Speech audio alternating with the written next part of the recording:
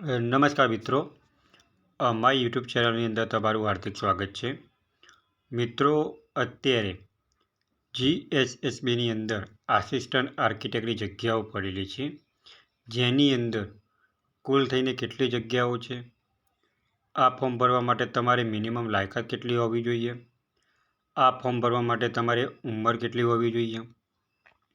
આ ફોર્મ ભરવા માટે તમારે કાસ્ટ વાઇઝ કેટલી ફી હોવી જોઈએ.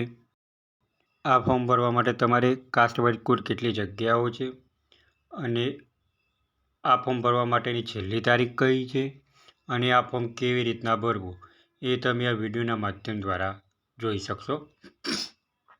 તો મિત્રો, સૌપ્રથમ તમે અમારી ચેનલ ઉપર નવા હો તો અમારી ચેનલને સબસ્ક્રાઈબ કરી લેજો અને બાજુમાં આપેલ બે આઇકોનને ક્લિક કરી લેજો, જેથી કરીને રોજ નવા વિડીયોની નોટિફિકેશન તમને મળતી રહે.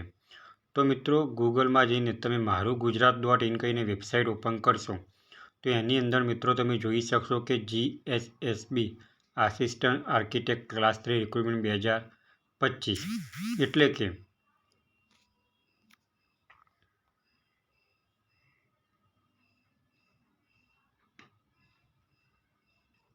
The Gujarat subordinate service selection બોર્ડની અંદર જે આર્કિટેક્ટની જગ્યાઓ પડેલી છે એની અંદર કુલ થઈને 21 જગ્યાઓ છે અને આ ક્લાસ 3ની જગ્યાઓ છે. અને મિત્રો, આ ફોર્મ ભરવાના ચાલુ થઈ ગયા છે.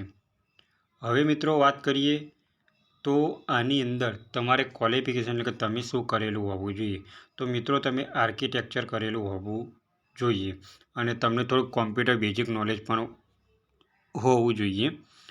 હવે મિત્રો, આમાં ઉંમરની વાત કરીએ તો આની અંદર તમારે 18 થી 35 વર્ષની ઉંમર હોવી જોઈએ અને સરકારના નીતિ નિયમ મુજબ જે અધર કેટેગરીના છે તેવા લોકો માટે 5 વર્ષની વય મર્યાદાની છૂટછાટ આપેલી છે. હવે મિત્રો, આ ફોર્મ ભરવા માટે તમારી એપ્લિકેશન ફી કેટલી હોવી જોઈએ. તો જે લોકો જનરલ કેટેગરીમાં આવે છે તેવા લોકો માટે 500 રૂપિયા ફી છે અને જે લોકો SC, ST, EWS અને SCBC કેટેગરીમાં આવે છે તેવા લોકો માટે 400 રૂપિયા ફી છે. હવે મિત્રો, આ પોસ્ટ માટેની વાત કરીએ તો સેલરી બેઝ શું હશે.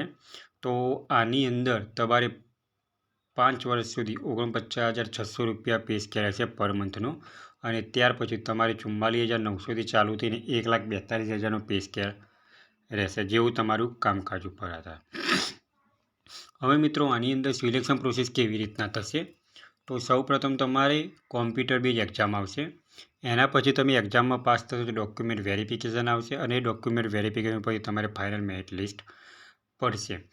હવે મિત્રો, આ ભરતી પ્રક્રિયાની અંદર તમારે 2 પાર્ટમાં એક્ઝામ લેવામાં આવશે, પાર્ટ A અને પાર્ટ B. જેની અંદર પાર્ટ Aની અંદર તમારે રિઝનિંગ 30 માર્ક્સનું પૂછાશે અને મેથેમેટિક્સ 20 માર્ક્સનું પૂછાશે.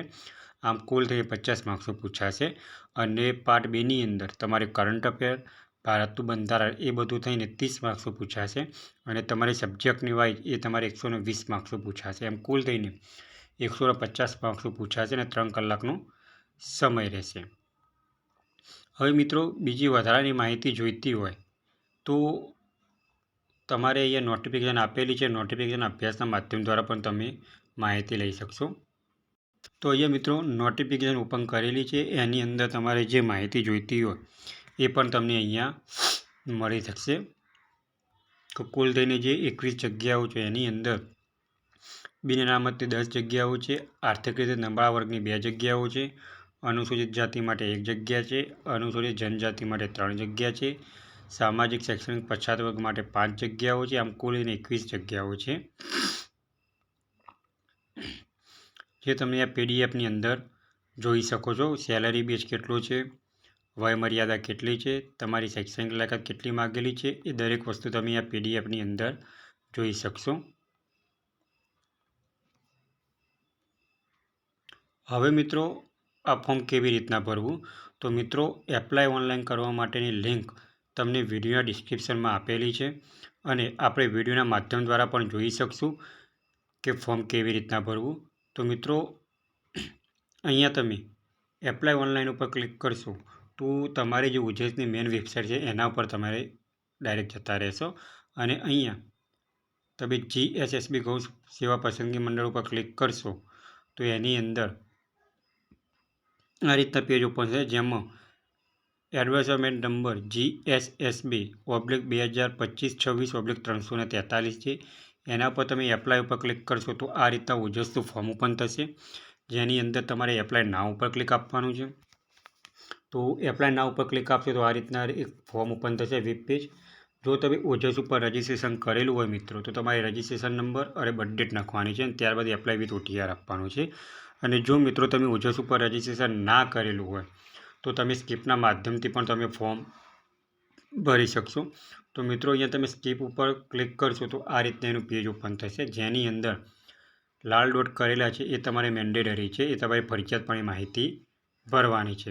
તો અહીંયા તમારે સૌપ્રથમ ટાઇટલ કરવાનું છે, ત્યારબાદ તમારી સરનેમ એટલે કે તમારી અટક, ત્યાર પછી તમારું ફર્સ્ટ નેમ, અને એના પછી તમારે ફાધરનું નામ અને મધરનું નામ લખવાનું છે. આટલી વિગત ભરાઈ ગયા બાદ તમારું જેન્ડર લખવાનું છે, તમે મેલ હોય તો મેલ અને ફિમેલ હોય તો ફિમેલ. ત્યારબાદ તમારે ડેટ ઓફ બર્થ લખવાની છે. ત્યાર પછી તમારે મેરિટલ સ્ટેટસ લખવાનું છે, મેરિડ હોય તો મેરિડ, અનમેરિડ હોય તો અનમેરિડ, અને એના પછી તમારે કેટેગરી દર્શાવવાની છે, તમે કઈ કેટેગરીમાંથી બિલોંગ કરો છો એ. હું અહીંયા ફોર એક્ઝામ્પલ તરીકે SC/BC કેટેગરી સિલેક્ટ કરું છું, જેથી કરીને તમને અહીંયા ખબર પડી શકે કે કાસ્ટ સર્ટિફિકેટ નંબર લખવાનો છે. એના પછી તમારી કાસ્ટ સર્ટિફિકેટ ડેટ લખવાની છે. ત્યારબાદ તમારે નોન ક્રિમિનલ સર્ટિફિકેટ લખવાનું છે. એના પછી નોન ક્રિમિનલ સર્ટિફિકેટ તારીખ લખવાની છે, તમને કોણે આપેલું છે એ લખવાનું છે. મિત્રો યાદ રાખજો કે ગવર્મેન્ટ જોબની એક્ઝામની અંદર તમારું જે નોન ક્રિમિનલ સર્ટિફિકેટ ખરું એ 2023 પછીનું કઢાયેલું હોવું જોઈએ, તો જ તમારે આ ફોર્મની અંદર વેલિડ ગણાશે, બાકી તો તમારે વેલિડ ગણાશે નહીં. ત્યાર પછી મિત્રો તમારે અહીંયા એડ્રેસ નાખવાનું છે. એડ્રેસ પછી તમે કયા જિલ્લામાંથી આવો છો એ લખવાનું છે. ત્યાર પછી તમારે તાલુકો સિલેક્ટ કરવાનું છે, અને એનો પિનકોડ નંબર અહીંયા નાખવાનો છે. એ સેમ ટુ સેમ એડ્રેસ તમારે નીચે માહિતી ભરવાની છે. ત્યાર પછી મિત્રો તમારે મોબાઈલ નંબર નાખવાનો છે, અને તમારે ઈમેલ આઈડી નાખવાનું છે. એ મોબાઈલ નંબર અને ઈમેલ આઈડી તમારે વેરીફાઈ કરવાનો છે, અને તમારા મોબાઈલની અંદર એપ્લિકેશન નંબર આવશે. ત્યાર પછી મિત્રો તમારે જો તમે રમતગમતના ગુણ મેળવતા હો તો તમારે યસ કરવાનું છે, ના મેળવતા તો નો કરવાનું છે. એના પછી મિત્રો તમારે લેંગ્વેજ સિલેક્ટ કરવાની છે, જે તમે હિન્દી, ઇંગ્લિશ અને ગુજરાતી છે, જે તમે બોલી શકો છો, વાંચી શકો છો અને સમજી શકો છો. આ 3 ઉપર તમારે ટિક માર્ક કરવાનું છે. એના પછી તમારી એજ્યુકેશન ડિટેલ લખવાની છે, તમે જે આર્કિટેક્ચર કર્યું એ. ત્યાર પછી તમારે પર્સન્ટેજ લખવાના છે. એના પછી તમારો ક્લાસ દર્શાવવાનું છે. એના પછી તમારે બોર્ડ લખવાની છે કે તમે કઈ યુનિવર્સિટી તો કઈ સંસ્થામાંથી પાસ આઉટ કર્યું છે તે, અને તમે કયા વર્ષની અંદર પાસ આઉટ કર્યું છે એ લખવાનું છે. અને છેલ્લો તમારો લાસ્ટ સેમનો સીટ નંબર લખવાનો છે. આટલી માહિતી ભરાઈ ગયા બાદ તમારે યસ આપવાનું છે. યસ આપશો એટલે તમારા મોબાઈલની અંદર એપ્લિકેશન નંબર આવેલું હશે.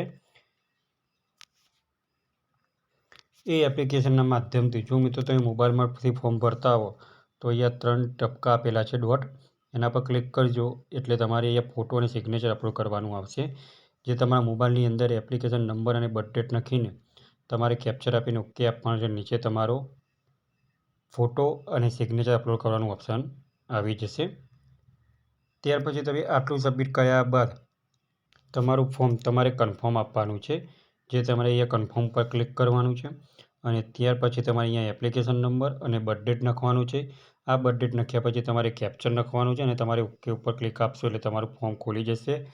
જો તમારે ફોર્મને ભૂલ હોય તો તમારે અત્યારે તમારે એડિટ કરવાનું છે, જો ના હોય તો તમારે કન્ફર્મ આપવાનું છે. અને એક કન્ફર્મ આપ્યા બાદ તમારા મોબાઈલની અંદર તમે જે મોબાઈલ નંબર આપ્યો છે એ, અને તમે જે ઈમેલ આઈડી આપેલી છે એની અંદર તમારો કન્ફર્મેશન નંબર આવી જશે.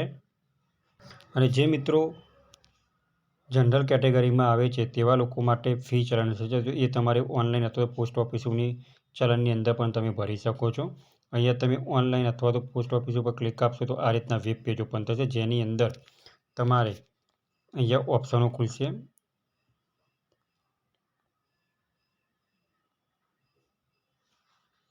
કે જેની અંદર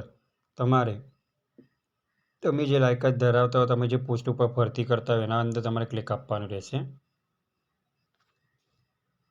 તો અહીંયા તમે ક્લિક આપશો તો તમારું કન્ફર્મેશન નંબર અને બર્થ ડેટ નાખીને કેપ્ચર દર્શાવવાનું છે, અને તમે application online payment of fee ઉપર ક્લિક આપશો એટલે તમારે જે એપ્લિકેશન ફી હશે એ તમને શો થશે, એટલે કે બતાવશે.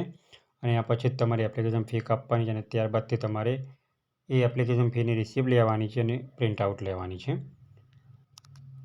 તો મિત્રો, જે મિત્રોએ આર્કિટેક્ટ કરેલું છે એવા મિત્રોને આ વિડીયો આગળ શેર કરો અને રોજ ગવર્મેન્ટ જોબને લગતા વિડીયો અને ટેકનિકલના વિડીયો જોવા માટે અમારી ચેનલને સબસ્ક્રાઈબ કરતા રહો. જો મિત્રો તમને આ વિડીયો ગમ્યો હોય તો લાઇક કરજો, શેર કરજો અને સબસ્ક્રાઈબ કરજો. Thanks for watching the video.